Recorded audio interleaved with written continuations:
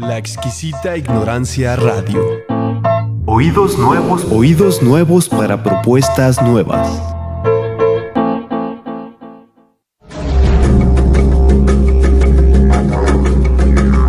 Creencias religiosas, un espacio de conversación sobre las religiones y un lugar de reflexión sobre la convivencia.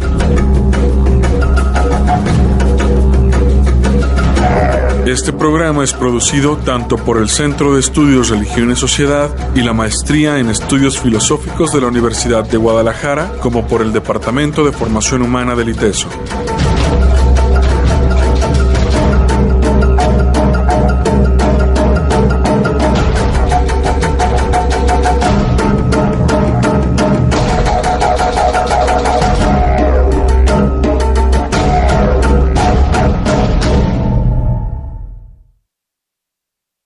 Muy buenas tardes, estamos desde Chapultepec dialogando con ustedes. Darío, ¿qué tal? ¿Cómo estás en Creencias Religiosas? Muy buenas tardes, Arturo, buenas tardes a todos nuestros radioescuchas.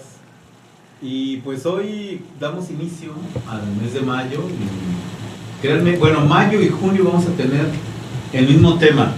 El tema va a ser sobre fundadores. Fundadores de religiones, profetas y distintos miembros de los grupos o de las comunidades religiosas que nos han traído algún mensaje de espiritualidad, de paz, etc. Y créanme que es difícil tener a todas las religiones aquí, entonces hemos escogido algunas por diversas, no por que nos caen bien o mal, ¿no? Sino por una cuestión de accesibilidad a las personas, presencia en la zona metropolitana. Así es, entonces no hay, quitamos unos, ponemos a otros, sino más bien ha sido eso, pero aún así 2 meses que le vamos a dedicar, pues va a ser muy intenso. Esta tarde, pues tenemos de invitado a Jagannath Vallabha. Jagannath, muchísimas gracias. Hare Krishna. Hare Krishna, Arturo, ¿cómo estás? Nos da mucho gusto, él es de la Sociedad Internacional para la Conciencia de Krishna, aquí en Guadalajara, y nosotros empezamos a escuchar hablar de la sociedad de Krishna hace algunos años ya. Ahorita tú nos platicarás cómo es que empezamos a escuchar hablar, cómo llegaron aquí. Tú eres tapatío, pero perteneces al movimiento. Básicamente, pues adelante, nosotros estamos para escuchar ahorita. Bueno. Te vamos a interrumpir con algunas preguntas seguramente. Será un placer, muchísimas gracias de antemano por la invitación. Un placer estar con ustedes, Arturo, Darío, muchísimas gracias. Pues esta es una filosofía, una cultura espiritual que para ponerle algún dato de tiempo, pues milenaria, ¿no? Por ejemplo, algunas de nuestras escrituras tienen más de 5.500 años escritas, entonces es algo muy, muy significativo que ha trascendido el tiempo, ¿no? Y que aparte se dice que el conocimiento espiritual no tiene temporalidad, es tan fresco para cada era, ¿no?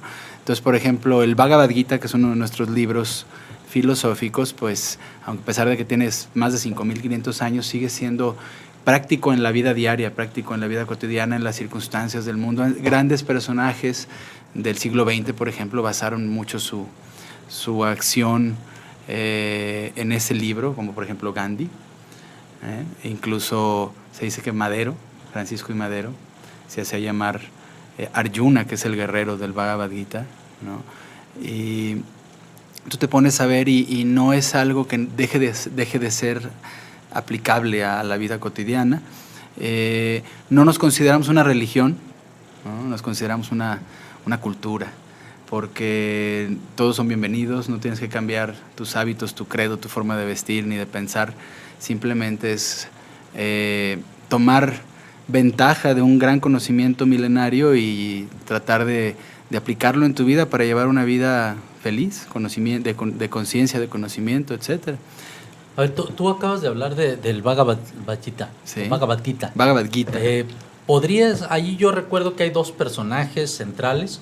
Uno es Arjuna, el otro es Krishna, pero allí empieza con una especie de guerra, de debate entre 2 familias y todo Arjuna como haciéndose una serie de preguntas.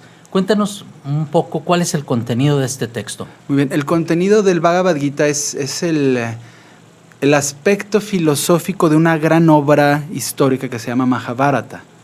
Un capítulo de ese Mahabharata es el Bhagavad Gita.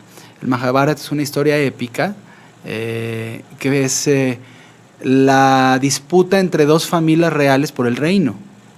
Esto sucedió debido a que los verdaderos herederos del reino de Hastinapur, que se considera en la historia del Mahabharata que era la capital del mundo, que había un reino mundial, un reino global, ¿no? Y ellos fueron desterrados por su tío y por sus primos debido a que el padre de los Pándavas, en la dinastía de los Pándavas, murió prematuramente.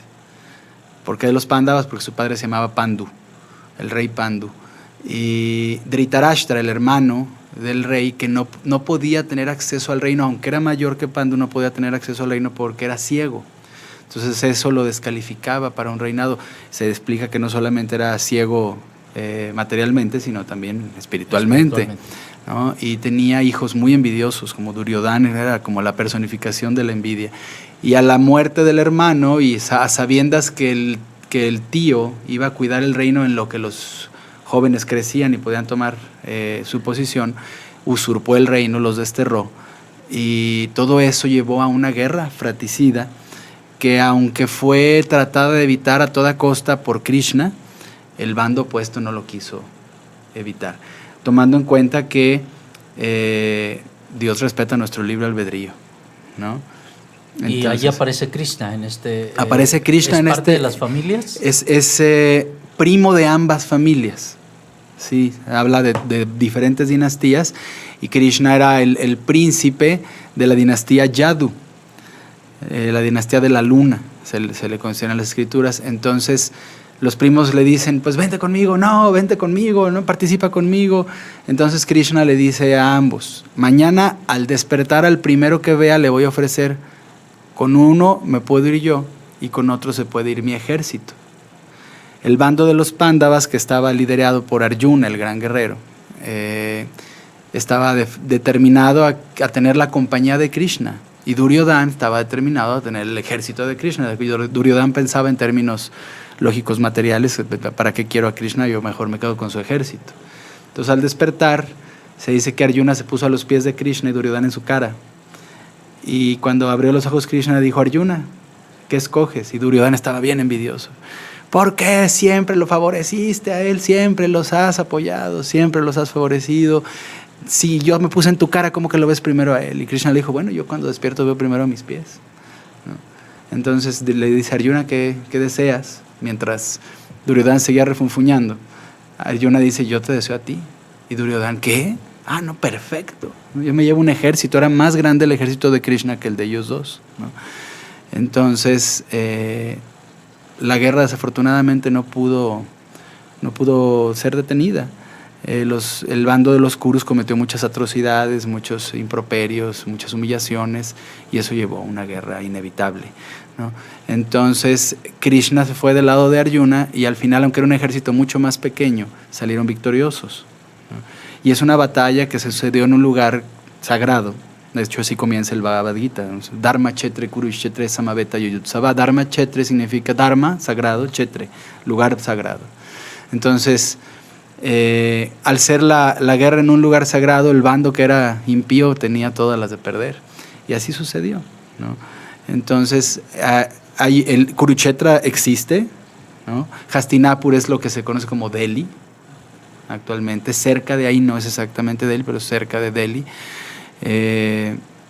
Y al final, bueno, Krishna guió a la victoria a sus devotos y primos, ¿no?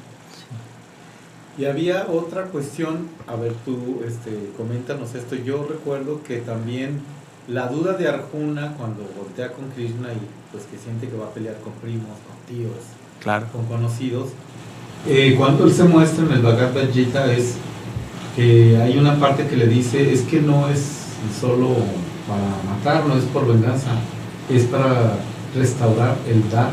Sí. ¿Es así? Es correcto. De hecho, y dinos qué es el Dharma, porque es muy, muy profundo. El Dharma tiene muchas connotaciones. Por ejemplo, dharma viene de la raíz sánscrita dri, que significa una actividad que se sostiene como, ¿no? Entonces nosotros podemos tener muchos dharmas, ¿no?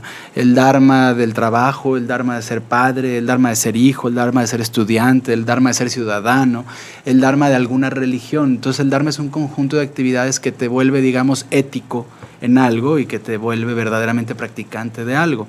Sin embargo, en el Bhagavad Gita, en las escrituras védicas, se considera que hay muchos dharmas, pero que hay un dharma eterno, la actividad eterna del alma. Eso se llama Sanatan Dharma, ¿no? Entonces, en el Bhagavad Gita, pues es un gran tema, uno de los muchos temas del Bhagavad Gita. Krishna le empieza a decir a Arjuna cuál es su Swadharma. Swadharma es un deber prescrito. Por ejemplo, tú tienes el deber prescrito, me imagino, de enseñar, ¿no? Entonces, el hecho de tú volverte un excelente maestro te hace verdaderamente dhármico, te hace religioso, digamos, ¿no? Entonces Arjuna, al ver a toda su familia enfrente, le dice a Krishna, ¿sabes qué, Krishna? Que se queden con el reino y yo me hago un renunciante, ¿no? Es como si tú dijeras, yo ya no enseño, que enseñan los alumnos, ¿no? Y Krishna le dice, primero que nada tienes que saber que tu naturaleza en este mundo, para lo que fuiste entrenado, es para defender el reino. Fuiste entrenado por los mejores guerreros. Entonces tú vas a ser primero una persona que incumple con tu deber específico. Eso no te va a traer ninguna buena fortuna, ¿no? Entonces Krishna empieza a explicarle a Arjuna un proceso progresivo de elevación de conciencia en el Bhagavad Gita que no es fácil de entender y que aparte muchas personas han interpretado, ¿no? Entonces el Bhagavad Gita es muy profundo, es histórico. Hay quien dice que no, que es una alegoría. El Bhagavad Gita es histórico. Entonces Krishna le va diciendo a Arjuna, primero tienes que ser una persona que cumple tu deber prescrito. Ahora, si ya estás cumpliendo tu deber prescrito, eso te dará la victoria, cualquiera que sea el resultado. Si pierdes o ganas, el hecho de cumplir con tu deber prescrito es mejor que no cumplirlo, que simplemente huir de la batalla, ¿no? El siguiente punto que le dice es, en realidad, ninguno de ellos ha muerto, morirá o ha dejado de existir. Todos somos almas eternas. Es uno de los principales temas que trata Krishna al principio del Bhagavad Gita. El fundamento básico de la filosofía védica es que somos almas eternas, que estamos actualmente morando en un cuerpo temporal hecho de 8 elementos materiales, ¿no? Bhumira, Pona, Loba, Yukam, Manu Budhire Vachahan Karaiti Yanme Vina Prakriti Astada. Astada significa 8. Krishna dice a Arjuna, todas las formas que tú ves en el nombre de cuerpos están hechos de agua, fuego, aire, éter, tierra, mente, inteligencia y ego falso. Esos 8 elementos en conjunto constituyen todas las formas materiales, Arjuna. Entonces tú te estás lamentando por cosas que una persona sabia no se lamenta. Una persona sana no se lamenta ni por una persona sabia no se lamenta ni por los vivos ni por los muertos, entendiendo la naturaleza temporal de este mundo material, ¿no? Entonces le planteó varios aspectos mostrándole su ignorancia. De hecho le dijo, me hablas con palabras cultas, pero estás lamentándome por cosas que alguien culto no se lamenta. Entonces le dice, la naturaleza eterna del alma y luego el aprender a cumplir con tu deber. Luego le dijo, y si quieres ir más allá, aprende a cumplir con tu deber sin apego al resultado. Aquel que aprende a trabajar sin apego al resultado aprende el éxito de todo trabajo, le dice. Imagínense qué tan cierto es, ¿no? O sea, el hecho de tú cumplir con tu deber cabalmente y el resultado le pertenece a Dios. ¿Cuánta ansiedad te libraría? Entonces así va avanzando Krishna. Si quieres avanzar más, entonces entrégame a mí el resultado de tu trabajo. Si quieres avanzar más, entonces hazlo con conocimiento trascendental. Y así van entrando en diferentes niveles, en una escalera de conocimiento hasta llegar al punto máximo, que es el bhakti, que es todo hazlo con plena conciencia de Dios y hazlo como una ofrenda a Dios. Eso te liberará de todas las ansiedades y de todas las reacciones. Y luego le da una promesa, Arjuna le dice, no temas, confía. Entonces, a Krishna se le considera Dios en la cultura védica, de la cual muchas personas de repente pueden tener muchos malentendidos o falta de información. Por ejemplo, algo que hemos discutido en algunas ocasiones es de que muchas personas piensan que es una cultura politeísta, ¿no? Y no es así.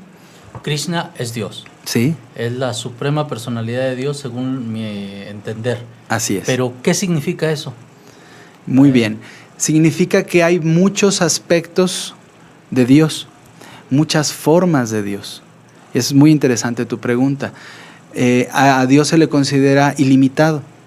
Y como ser ilimitado tiene ilimitadas formas, ilimitados nombres, ilimitadas cualidades, pasatiempos, actividades, etc. Entonces, Él se expande en innumerables formas, según esta filosofía, Dios. ¿Para qué? Pues para diferentes funciones. Por ejemplo, te puedo dar unas ideas básicas. Se considera que hay un plano espiritual y un plano material, ¿no? Muy similar a la tradición judio-cristiana del cielo y la tierra, ¿no? Entonces se considera que hay un plano espiritual y hay un plano material. Entonces para la creación, sostenimiento y actividades del plano espiritual, Él tiene expansiones, múltiples expansiones, ¿no? Se expanden formas y se expanden energías llamadas Shaktis. Y para la creación del mundo material, Él también tiene expansiones, tiene energías y tiene también, digamos, encargados de diferentes funciones de la creación, que ya no son directamente sus energías ni sus expansiones, sino que son almas con con un rango muy, muy elevado, que en el Bhagavad Gita, en el Bhagavatam se explica, por ejemplo, la duración de las vidas de esas personalidades. Es increíble. Y tienen unos datos tan precisos que la verdad la persona que le gusta el conocimiento no se los puede perder, ¿no? Nos habla, por ejemplo, de que este universo no es tan humanocéntrico, ¿no? Como todos pensamos que somos los únicos, y todas las ilimitadas estrellas que existen con sus galaxias son como para darnos adornos en la noche en nuestra ventana, ¿no? Y todo está despoblado, solamente nosotros existimos. En las escrituras védicas se habla de que cada uno de los planetas del universo está poblado, inclusive el Sol y la Luna están poblados. Entonces la lógica material te va a decir, no puede ser, ¿no? ¿Cómo el Sol va a estar poblado? Nadie podría vivir ahí. Sí, nadie con un cuerpo de este plano puede vivir en el Sol, pero hay personas con un cuerpo adecuado para vivir en el Sol, de la misma manera que hay seres con el cuerpo adecuado para vivir abajo del agua, ¿no? Entonces, se habla de que como Él se expande en ilimitadas formas, sin embargo es el origen de todas esas formas, por eso se le conoce como lo que tú dices, la suprema personalidad de Dios. Habiendo muchas personalidades de Dios o expansiones de Dios, Él es la causa de todo, la fuente de todo. Hace un momento, no sé si quieras plantear, Darío, esto que tú estabas planteando, la distinción entre otras manifestaciones de Dios que a veces en la cultura occidental nos llegan, ¿no? Sí, la cuestión se hablaba de que Vishnu ¿Sí? tenía avatar y que entonces cada avatar pues es para una época. Claro. Y que Krishna era un avatar, pero tú nos comentabas también hace poco, bueno, antes de entrar al programa, otra perspectiva acerca de esta versión. Sí, los que estudian a profundidad estos textos sagrados explican que en realidad cada era tiene un diferente avatar, como tú dijiste, mismo el Bhagavad Gita lo plantea. En el capítulo 4, Krishna le dice a Arjuna, y te respondo con eso una pregunta que me hiciste antes que no te terminé de responder bien. Le dice, Yada Yada Hi, Dharmasya Glani Bhavati Bharata, Abhyutanama Dharmasya Tadatmanan Sriyamaham, Paritranaya Sadunam Vinasaya Chaduskritam, Dharma Sanstapanartaya Sambhavami Yuga Yuga. La palabra Dharma salió en varias ocasiones, ¿no? Yada Yada, cada que, Yada Yada, Hi Dharmasya Glani, que hay un desequilibrio en la práctica de la espiritualidad. Dharmasya Glani significa un desequilibrio, ¿no? Y Abhyutanam Adharmasya, hay un aumento predominante de la irreligiosidad. Yo desciendo, dice. Yada Yada Hidharmasya Glani Bhavati Bharata Abhyutanam Adharmasya Sambhavami Yuga Yuga. Yuga Yuga significa cada era yo desciendo. ¿Para qué? Paritranaya Sadunam, para proteger los principios de la religión. Vinasaya Cha Duskrita, para quitar la herejía. Duskriti significa como herejía o vida pecaminosa. Dharma Sanstapanartaya, vuelve la palabra Dharma, restablecer los principios de la religión. Dharma Sanstapanartaya y Tadatmanan Sriyameham, yo desciendo. Entonces, el orden normal de las cosas es que Krishna, al ser la suprema personalidad de Dios, se expande en varios Vishnus. Cada uno de esos Vishnus tiene una función en el plano espiritual. Tienen, por ejemplo, la función de crear la mente original, el sentimiento original, etc. Y en el plano material, Vishnu crea, Vishnu se divide en tres, se les llama Purusha Avatar. Avatar significa que desciende, ¿no?, del plano espiritual. Los Purusha Avatar son 3. Karano Dakasayi Vishnu. Karano viene del sánscrito Karana, que significa el causal, la causa de. Dice que ese Karano Dakasayi Vishnu es el que manifiesta todos los universos materiales. ¿Cómo? Dice que de una exhalación, ¿no? Curiosamente, los científicos en el estudio por tantos años del universo dicen que el universo se está expandiendo y va a llegar un momento donde se va a retraer. En los Vedas se explica eso miles de años antes. Se dicen que el universo se expande porque precisamente es una exhalación de esa expansión de Krishna que se llama Karano Dakasayi Vishnu. Se expande. Entonces de sus poros y de su boca salen muchísimos universos materiales, que es donde actualmente en uno de esos, que son muchísimos, vivimos nosotros, ¿no? Se dice que la duración de esa exhalación en base a los tiempos de este planeta son 8.640 millones de años por 30 por 12 por 100. Ese es el dato exacto, que es más fácil decirlo así que de hacer la suma completa. 8.640 millones de años por 30 por 12 por 100. Si luego les interesa ver por qué esa multiplicación, se los explico. Entonces se dice que él crea los universos materiales y después se expande en otro Vishnu, que se llama Garbhoda Kasayi Vishnu. Garbha significa el que sostiene cada universo como un embrión. Eso significa Garbha, embrión. Entonces se dice que hay un océano causal donde ese Vishnu expande todos los universos y luego cada uno de esos universos es sostenido por cada uno de esos Garbha Vishnus, ¿no? Entonces, ya que se sostiene ese universo, se empieza a manifestar la vida. Y hay un tercer Vishnu que se llama Kshirodakasayi Vishnu. Y se dice que él entra en el corazón de todas las entidades vivientes. Hay un concepto muy similar a lo del Espíritu Santo, por ejemplo. Él está en el corazón, presente en el corazón de cada una de todas las entidades vivientes, no de los humanos, de todo ser viviente. Él es testigo de todas sus actividades, siempre acompaña a esa alma, ¿no? Entonces se dice que ese Kshirodakasayi Vishnu que se expande también está localizado en un lugar del universo que se llama Swetadvip. Entonces la creencia de las personas que no conocen más allá de esos Purusha Avatar, no conocen más arriba, es que ese Vishnu es la causa del sostenimiento de la creación y de la aniquilación de todo el universo. Él emplea a Brahma, que es un ser creado por él, para construir, digamos, el arquitecto, y emplea a Shiva, que es el que controlador de los elementos y aquel que controla la modalidad de tama, de la ignorancia, para que al final de cada era destruya el universo. Pero entonces Brahma, Shiva, Brahma, Vishnu y Shiva. Y Shiva y Vishnu son avatar, son de alguna manera manifestaciones o sirvientes, por decirlo de esa forma. Son distintos. Por ejemplo, Vishnu es un avatar de Krishna, pero Brahma no. Brahma es un alma como nosotros. Nada más que él tiene el cuerpo con la mayor duración de cada universo, porque él está creado para diseñar un universo. De hecho, un nombre de Brahma se llama Swayambhu, que significa aquel que no necesita una madre para nacer.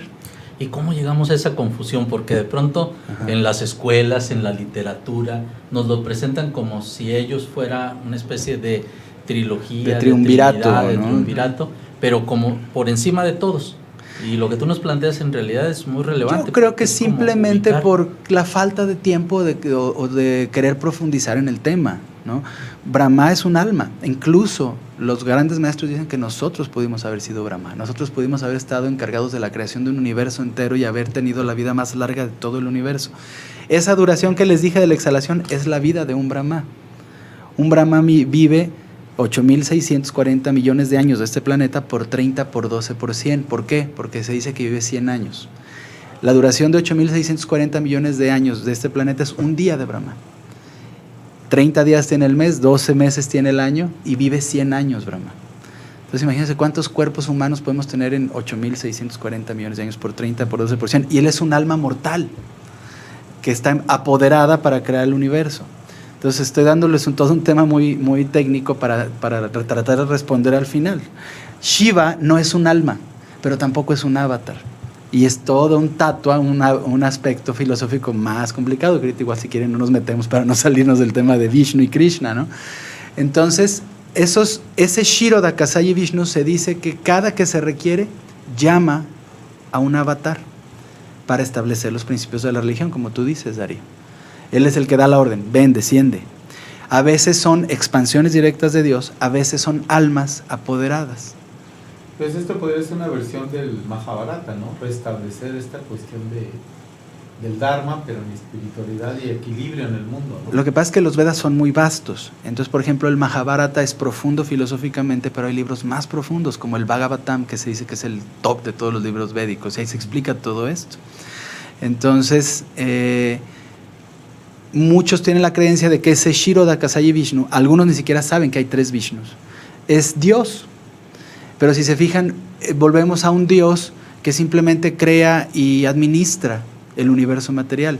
Cuando en la cultura védica se dice, no, hombre, Dios es mucho más allá de eso. Eso es uno de sus insignificantes trabajos. De hecho, todas las creaciones materiales funcionan con una chispa de su energía, ¿no? El mundo espiritual es mucho más resaltante y es donde se conoce a Krishna. Se dice que en el mundo espiritual hay muchos planetas que se llaman Vaikunta. Pero de todos esos planetas hay un Vaikunta supremo que se llama Goloka Vrindavan y ahí habita Krishna. Y se dice que es el planeta regente de todo, donde todo emana. Entonces, hay ocasiones donde puede venir un avatar llamado Krishna que no es la suprema personalidad de Dios, sino una expansión de Vishnu, ¿no? Y en esta ocasión se dice que Krishna, la suprema personalidad de Dios, en una situación especial descendió directamente hace 5,000 años a este plano. Krishna directamente. Directamente, la suprema personalidad de Dios no lo hace comúnmente. Pero en esta ocasión, en esta era, Él descendió. Es muy interesante porque se dice que no solo descendió la suprema personalidad de Dios, sino que en su misma forma estaba una expansión de Vishnu, ¿no? Para los grandes maestros, para que lo entendiéramos, pusieron que en la misma forma estaba Vrindavan Krishna, o la suprema personalidad de Dios, y Vasudeva Krishna, la expansión de Vishnu. Ahora, yo te hice una pregunta, ¿cuánto dura ¿Una era? Una época, bueno, sí, cuando viene... Sí, se dice que hay 4 ciclos de 4 yugas o de 4 eras, ¿no? Entonces, cada una de esas eras va durando menos que la anterior. La primera era dura cerca de 1.800.000 años, la que sigue dura 1.200.000 años, la que sigue dura 800 y tantos mil años y la que sigue dura 400 y tantos mil años. De todos te dan 4.320.000 años en conjunto, ¿no? Entonces, esta era que estamos viviendo, según los Vedas, no concuerda con los que hablan de la era de Acuario, etcétera, etcétera. Se dice que es la era de Kali, que significa la era de la poca espiritualidad. La era donde reñir está a flor de piel, ¿no? Y donde los principios religiosos se van perdiendo.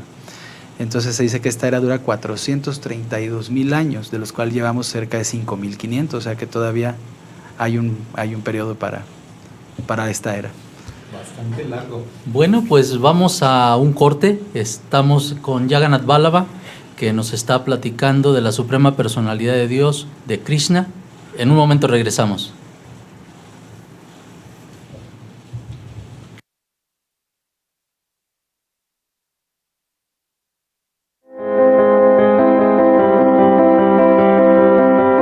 Está usted escuchando Creencias Religiosas.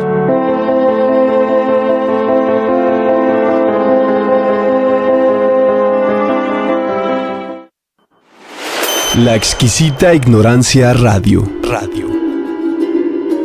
Oídos nuevos para propuestas nuevas.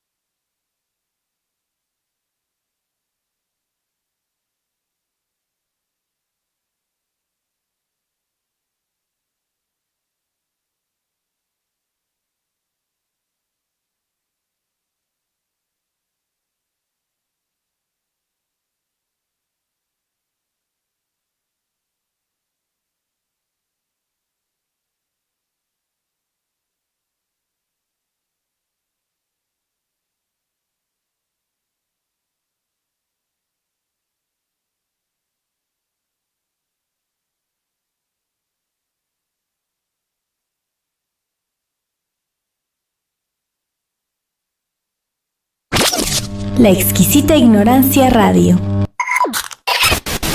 Oídos nuevos para propuestas nuevas.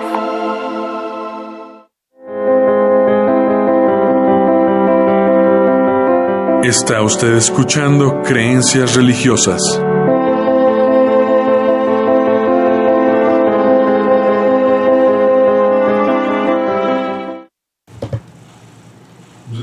Regresamos, aquí estamos en Creencias Religiosas. Pues recuerden ustedes que estamos hoy hablando en torno del Movimiento Internacional de Conciencia Hare Krishna. ¿Así estaría? Es correcto, Darío.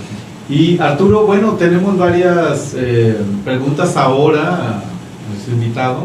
Hemos visto pues grandes conceptos, la concepción de Krishna, esta otra perspectiva que pues una que teníamos pues más de otras versiones que eran diferentes, ¿no? Pero con esta aclaración, bueno, se vuelve al mismo tiempo me parece mucho más compleja.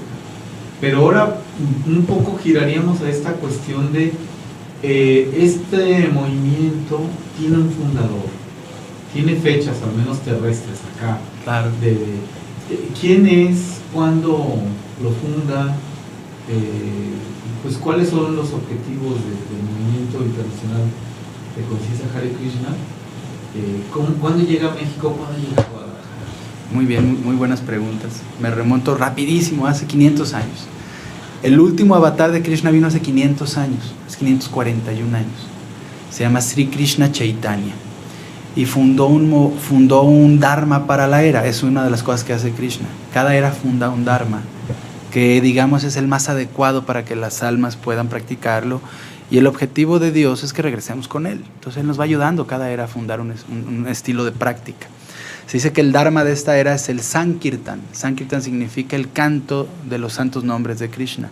Por eso nosotros nos conocen como los Hare Krishna, ¿no? Porque andamos por todos lados. Hare Krishna, Krishna Krishna, Hare Hare, Hare Rama, Rama Rama, Hare Hare. Que también se considera que ese mantra es un avatar. Es el Nama avatar. Se dice que es Dios en esta era, en el mundo entero. Entonces, cuando ese último avatar de Krishna vino hace 500 años, él profetizó: pronto aparecerá una gran personalidad que llevará este mensaje al mundo entero.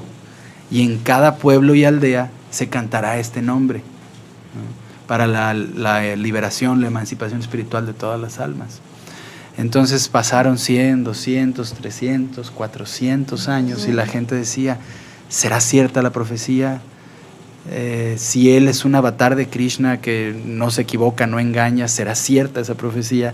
Grandes maestros predecesores de nuestro fundador también hablaban de esa personalidad, ¿no? Entonces, esa personalidad es nuestro fundador. Muchos antes hicieron un intento de llevar este mensaje y no lograron nada.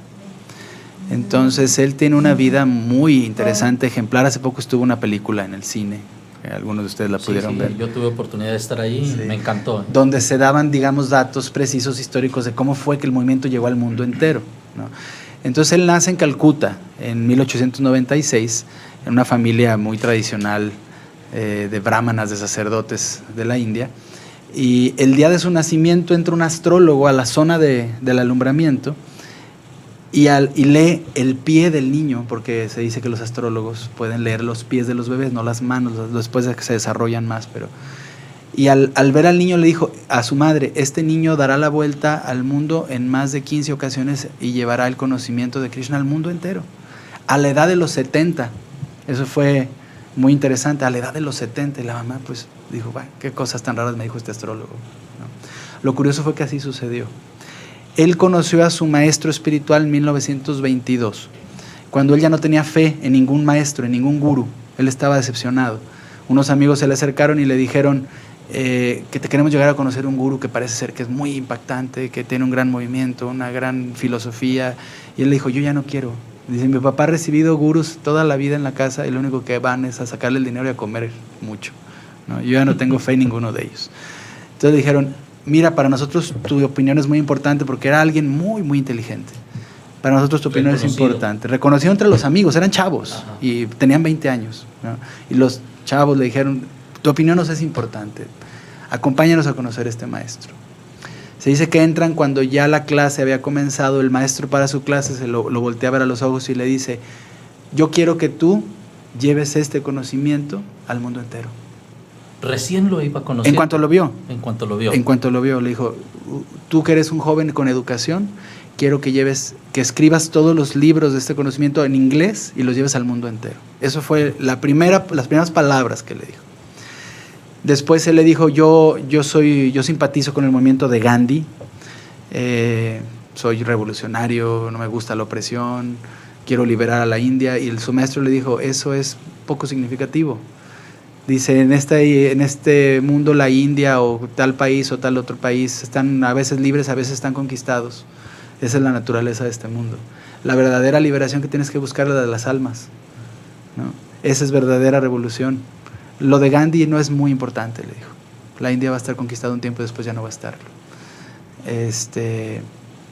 Entonces, esas sus palabras y lo que escuchó durante la clase hicieron que él dijera, él sí es un maestro espiritual fidedigno y yo quiero seguirlo.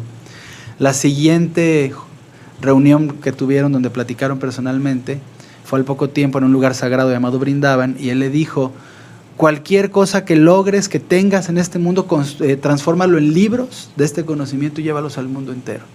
Le dijo, los libros son más importantes que los templos. Dijo, de hecho yo tengo templos que quisiera tirarlos para hacer los libros, porque ahora mis discípulos están peleando por las habitaciones.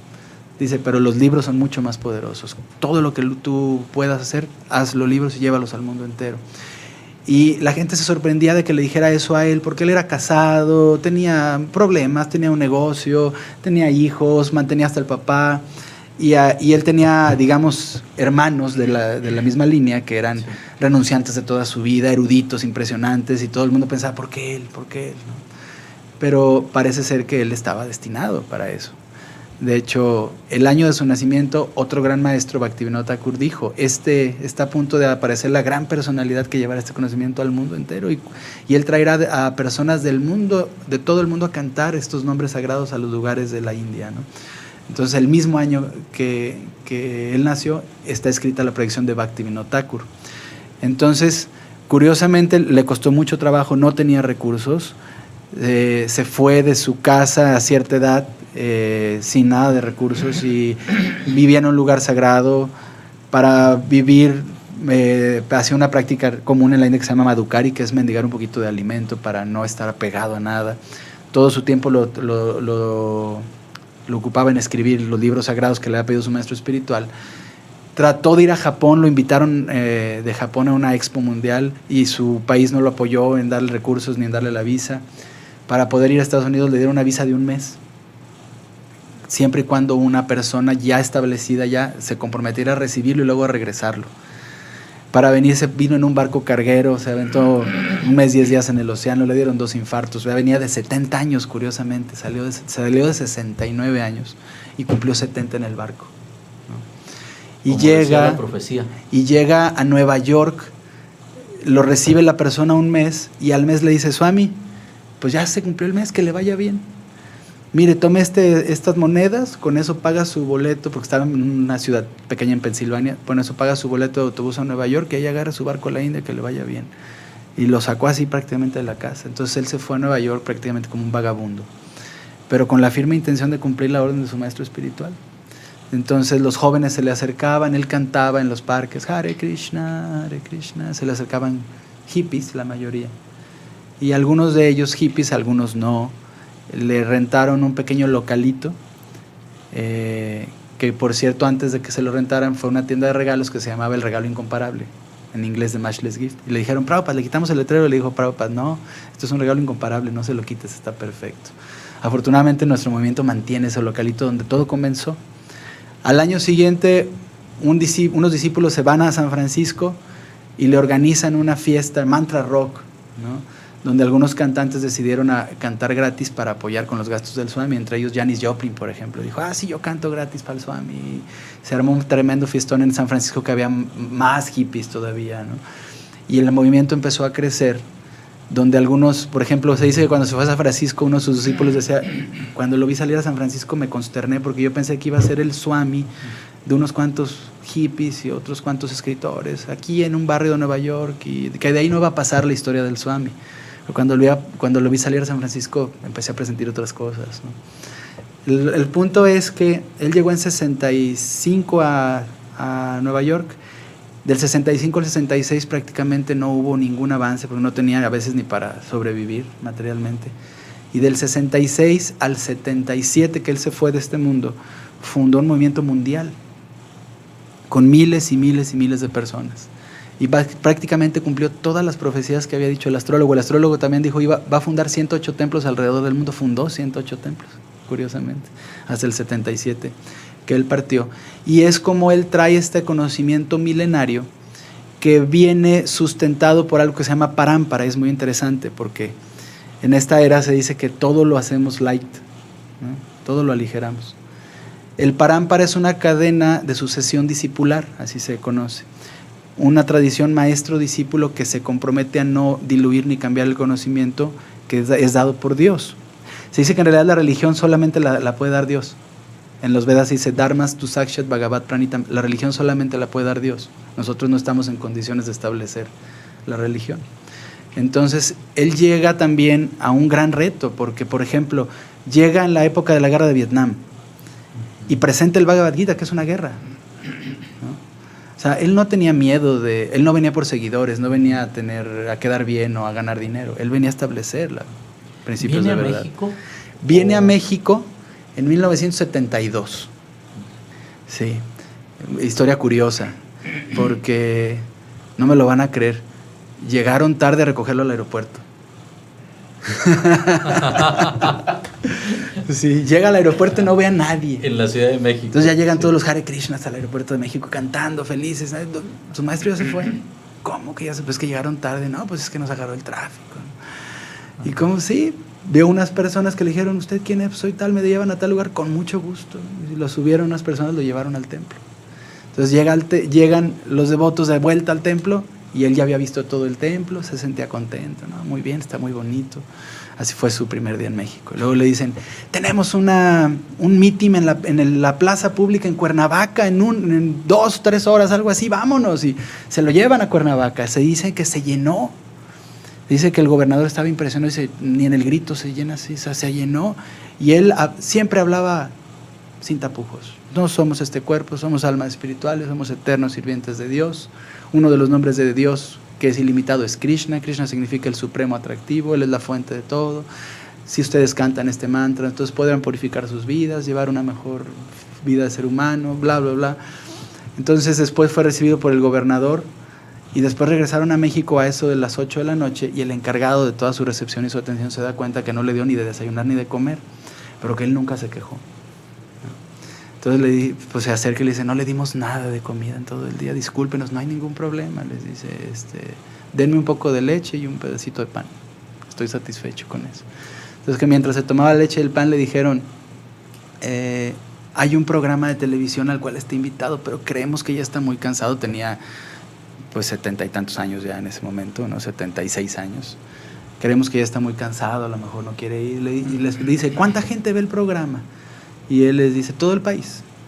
Sí, se llama 24 horas con Jacobo Zabludovsky. Vamos, ¿no? Entonces dice que fue y dio una entrevista que curiosamente cuentan que al terminar la entrevista Jacobo Zabludovsky estaba sentado en su escritorio secándose las lágrimas.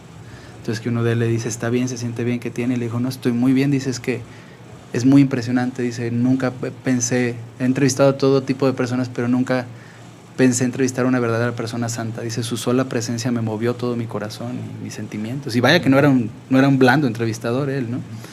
Entonces esa fue su primer visita a México. De México viajó a Venezuela. También hay anécdotas muy interesantes. Y así empezó a viajar a todo el mundo. El movimiento primero creció en Nueva York, San Francisco, y en San Francisco mandó a 3 parejas de chavos hippies a Londres, porque ellos le dijeron, mándenos a Londres a ver qué podemos hacer. Entonces cuentan ellos, viste en la película que dice, llegamos a Londres Y estábamos vestidos como todos, entonces dijimos, tenemos que diferenciarnos, y nos pelamos el coco y nos vestimos como Hare Krishnas, ¿no? Entonces todo el mundo nos preguntaba, ¿quiénes son ustedes? Y le decían, somos la banda de rock Hare Krishna, ¿no? Entonces que todo el mundo se empezó a impresionar con ellos, y a ver, ¿y qué tocan? Entonces empezaban a cantar Hare Krishna con los tambores, ¿no? Entonces en medio de toda la gente que se les acercó George Harrison y se les acercó Paul McCartney. Pues, ¿quiénes son ustedes? ¿no? A ver, queremos que nos platíquenos de su maestro, y en eso llegó George Harrison y le dice, les voy a grabar un disco, ¿no? que fue escrito por George Harrison, por Paul McCartney sobre todo, y que también John Lennon tenía un gran gusto, que todo el día cantaba Hare Krishna, y que esperó que la novia le prohibió, que le dijo, tú eres budista, y que le prohibió ser Hare Krishna, que era el más gustoso de todos. Estamos hablando de Yoko Ono. De la misma. Sí. Polémica sí, siempre. Sí. Polémica, y el mandilón también. Sí. Oye, y Jagannath, y aquí en Guadalajara, ¿qué hacen? ¿Dónde se encuentran? Sí, en Guadalajara estamos en 2 centros. Uno que ya tiene muchos años, que está en Pedro Moreno, que algunos ubicarán porque de repente una vez al año se estacionan unos carros enormes con los que hacemos un desfile allá afuera. Y tenemos otro centro que es, digamos, un lugar de estudio, que es el que yo tengo el gusto de dirigir, que es en Pablo Villaseñor 25, que se llama Brindavan. También muy cerca, los 2 centros están muy cerca. Y en Guadalajara el movimiento empezó también por ahí de 1972. Los devotos de Krishna tienen la naturaleza de llevar el conocimiento hacia la calle, a la gente, compartirlo en la forma de libros, en la forma de canto. Entonces empezaron a viajar por todo el país, y Guadalajara fue una de las primeras ciudades donde llega este movimiento, y se funda un templo y se empieza a hacer ese gran festival, que fue una de las cosas que trajo Prabhupada a Occidente. Esos ratayatras se llaman, esos festivales de los karaokes gigantes. Él soñó que tenía que hacerlo. Krishna le dijo en un sueño, tienes que hacer este festival. Sí. Y uno los conoce, bueno, porque cantan, los encuentra uno en las plazas cantando el Mahamantra, o a través de estos carros, pero también a través de la comida. ¿Qué sentido tiene la comida? ¿Tiene un sentido espiritual? De hecho, nuestro fundador llegó a decir que era kitchen religion, la religión de la comida. Nuestra comida está ofrecida, cocinada en una meditación y ofrecida a Dios con parámetros muy especiales. Y seguramente los que la han probado se dan cuenta que no solamente te nutre el estómago, sino que te deja un sentimiento de felicidad, de saciedad, porque es un alimento espiritual, se llama prasad, ¿no? Entonces es parte de lo que Prabhupada también hizo en el mundo entero, y es uno de nuestros logros más grandes en cuestión, digamos, de social en el mundo entero. Nuestro movimiento tiene el organismo social a nivel mundial que más platillos reparte día con día en todo el mundo. No hay nadie que reparta ni cerca la cantidad de platillos que nuestro movimiento reparte en el mundo entero. Son millones y millones de platos por día, gratuitos. Porque Prabhupada decía, a algunos les interesa la filosofía, a algunos otros les puede interesar el canto, pero difícilmente alguien va a rechazar el aspecto de la comida, ¿no? Y más cuando es gratuita. Entonces es parte de lo que él hizo, ¿no? ¿El festival qué mes es en Guadalajara? Suele ser en noviembre. ¿Y tiene algún sentido? ¿Alguna festividad? ¿Alguna cuestión? Claro, de hecho es un festival que se hace desde hace 3000 años en un lugar que se llama Puri, Jagannath Puri, en la costa oeste de Bengal. Se llama Orissa, el estado de Orissa. Y es muy significativo porque es el día que Dios decide salir y darle misericordia al que quiere y al que no quiere. El que quiere normalmente va a los templos, busca un libro, pero el que no quiere, pues no. Entonces el día que él decide ponerse más misericordioso y salir a dar misericordia libremente a todo el que los vea. Sí. Bueno, ¿y qué significa esto que tú señalas? Sale Krishna a dar misericordia. ¿Qué significa dar misericordia? Significa que en realidad todos nosotros estamos destinados a regresar a nuestra conciencia original, a nuestra naturaleza espiritual. Pero algunos de nosotros estamos tardándonos mucho en despertar a esa conciencia. Estamos completamente conectados a tantas redes, ¿no? Ahora cada vez más, tantas redes que nos vinculan a la materia, que nos hacen pensar que somos este cuerpo, que nos vinculan a la idea del disfrute rápido, y nos está desconectando de nuestra esencia, que es una conexión interna y que es muy importante en algún momento desarrollar, y que es lo que nos va a sacar del samsara, ¿no? Del ciclo reiterado de reencarnación, de nacimiento y muerte repetidos. Y el deseo de Dios, sin duda alguna, es que nosotros regresemos a nuestro plano. Entonces, el significado de qué significa dar misericordia es eso, es darnos un impulso a los que queremos y a los que no queremos, porque son eventos muy poderosos espiritualmente, muy, muy poderosos. De hecho, yo le solicité a gente del gobierno que analizara el día que se hace el Ratha Yatra, si hay algún cambio en el comportamiento de la ciudadanía. Y sabes que ya hicieron un pequeño análisis, por lo menos de los últimos 5, y dijeron, bajó muchísimo la criminalidad ese día. Y yo le dije, pues deberían apoyarnos para hacer uno diario, ¿no? Sí, bueno, y a mí me llama mucho la atención. Yo he participado varias veces en el Ratha Yatra, sí, claro. Ahí caminando. El hecho, por ejemplo, de comunicar a través del alimento o incluso a través de un dulce que van lanzando, sí, como si fueran estas, de alguna manera, como elementos de cercanía, porque el dulce, supongo yo, que también adquiere una característica distinta, no es, claro, el dulce por sí mismo. No es un simple dulce, claro. No es como Santa Claus que va aventando dulces. Sí. Sí. Oye, pues estamos ya en los minutos finales de este programa. No sé si... Una pregunta es, las actividades que realizan en los 2 centros, bueno, me supongo que invitan a las personas. ¿Qué tipo de actividades los invitan en cada centro? Tú mencionaste el otro, que era de estudio, y el otro, bueno, hay un pequeño restaurante ahí en Pedro Moreno. En Pedro Moreno hay un restaurante, también en Pablo Villaseñor hay un restaurante de alimento espiritualizado. En ambos centros hacemos meditaciones todos los días con mantras, tanto en la mañana como en la tarde. También hacemos estudios de la filosofía. El templo tiene siempre más labores, digamos, rituales. Entonces tienen un poquito menos tiempo de enseñar con más sistema a las personas. Es lo que hacemos en el otro centro, ¿no? Pero básicamente, aunque es la misma actividad, pues simplemente tiene esa pequeña variación. Son actividades que históricamente nunca han tenido costo. ¿Tienes algún teléfono o, claro, o correo o blog? No sé cómo. Nos pueden encontrar en Facebook, ajá, como Brindavan Centro Cultural, las dos con V y con B chica, Brindavan Centro Cultural. Nos pueden encontrar en WhatsApp en el 3312 71 3084, 3312 71 3084, y visiten nuestro centro. Es una experiencia que la verdad les va a dejar algo, ¿no? Bueno, pues muchísimas gracias. Por haber aceptado nuestra invitación. A ustedes. Sí. Arturo, pues nos estamos escuchando en este largo tema de 2 meses que vamos a tener sobre fundadores. Sí. Y esta tarde, bueno, pues muchísimas gracias. Al contrario, gracias. Muchas gracias allá Marichuy en los controles, a Jagannath Vallabha. A ustedes por haber estado en esta conversación, y pues nos escuchamos el próximo miércoles. Nos escuchamos.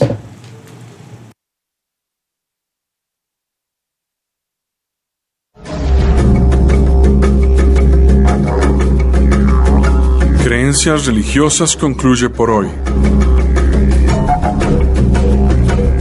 Este programa es producido tanto por el Centro de Estudios Religión y Sociedad y la Maestría en Estudios Filosóficos de la Universidad de Guadalajara, como por el Departamento de Formación Humana del ITESO. Les esperamos el próximo miércoles a partir de las 7 de la noche por laexquisitaignorancia.com.